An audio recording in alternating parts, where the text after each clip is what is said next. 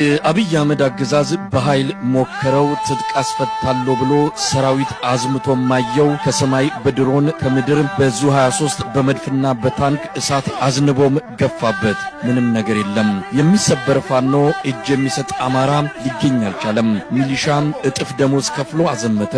አድማ በታኝ በጥቅማ ጥቅም ደልሎም አሰማራ። የበተነውን ልዩ ኃይል ከየጓዳው ጠርቶ ጠመንጃ አስጣጥቆ ላከ።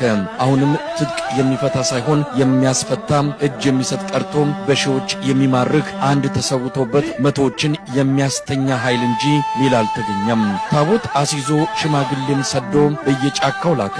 አሁንም የሚፈልገው አልተገኘም። አዋጅ አስለፈፈ 2-3 ጊዜ የ7 ቀናት ገደብ አስቀምጦ ሰላማዊ ጥሪም አደረገ። አሁንም ወፍ የለም። ባለስልጣናቱን በቡድን ከፋፍሎ በ25 የአማራ ከተሞች ህዝብን ሲያወያዩ ዋለ። ወይ ፍንክች!